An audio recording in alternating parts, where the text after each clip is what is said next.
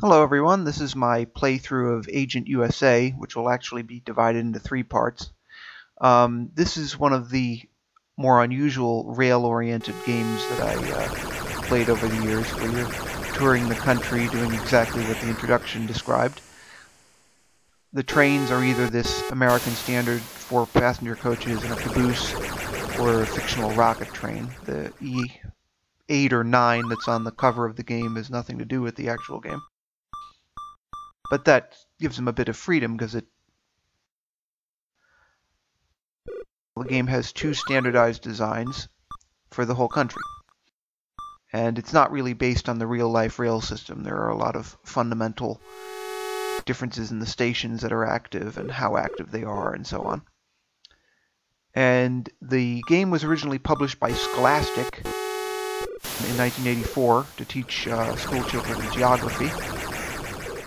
The idea is you learn the state capitals to know where the info booths are, as earlier. You have to grow these crystals too, and I'm saying 15 minutes later because it takes a very long time to grow these crystals. It's one of the main difficulties of the game. This is actually for a game that was originally designed for children. This is a very, very hard game. So difficult, in fact, that I had it when I was a kid, but I only beat it for the first time today. So I've been working on beating this game for 30 years, and finally I got around to it today. And I actually did it on camera, so to speak, with Open Broadcaster. And you'll see that later.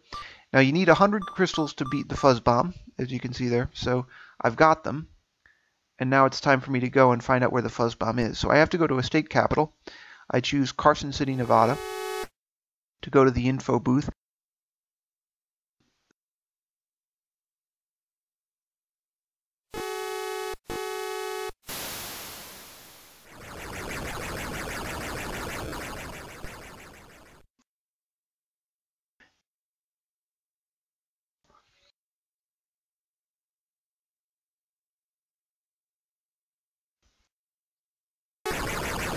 Here, I skipped ahead a bit because one of the things you do a lot of in this game also is waiting for trains, because the entire game takes place in train stations, and all of your transport is by train.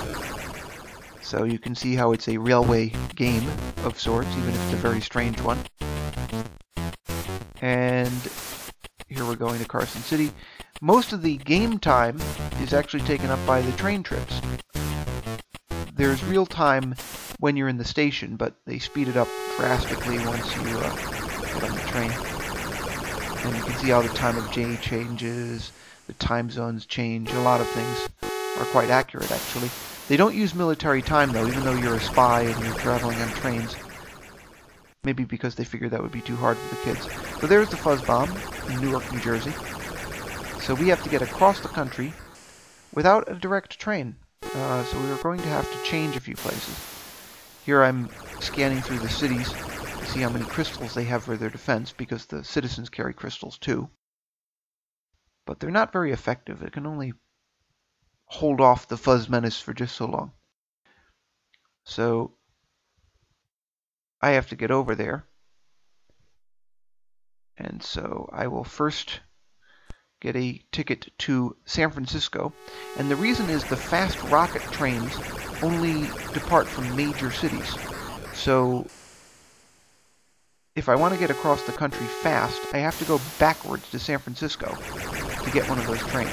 It's a little bit like traveling by air, actually. Not that that's an ideal system. So I'm waiting for my train. Get on the train. And then I go back to San Francisco. You generally have to finish this game in a pretty short time, otherwise the fuzz spreads too much. I would say that 2 days of game time is too much, so you need to keep it under 2 days. Some people can do it in less than 1 day, but that's amazing. I would say those are the best players in the world. I doubt that they're children. They're probably teenagers or something, game fanatics. I think that this game, they could have made it much easier by, for example, allowing you to carry more than 100 crystals. Because you need to do battle with the fuzz bodies along the way once you start getting close to the target. And if they touch you, you lose half your crystals, and it takes so long to rebuild it that your supply, that you can easily get sick of the game. I think that's what happened when I was a kid. The reason I didn't beat this is I didn't have the patience. Did all kinds of things to rush things, and in the end it took longer. And if you wait, you lose. Or if you waste time, you lose in Agent USA. So here we're going to Denver.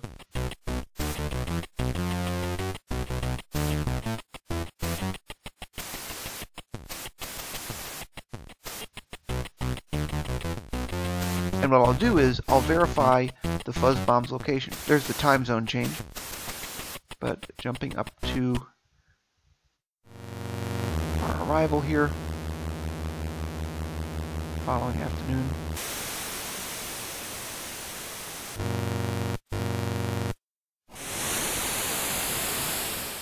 First I have to find the ticket booth and info booth.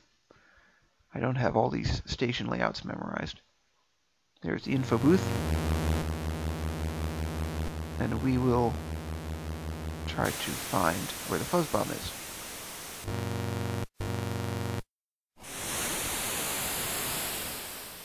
Scanning through the cities again.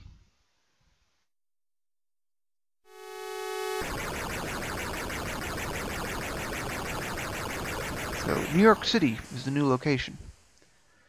So we now have to go to New York City. We can't go direct from here, but we can go to Chicago, which is accurate for real life. You can't go direct from Denver to New York on Amtrak either. You go by Chicago. The real routing would be the California Zephyr to Chicago, if I'm not mistaken, and then the Lakeshore Limited to New York, or the Manhattan Limited. But as you'll see, I'm going to take a different route, partly for security, so that I'm not running right into the fuzz bomber where I think it is, only to find fuzz bodies only. This will be continued.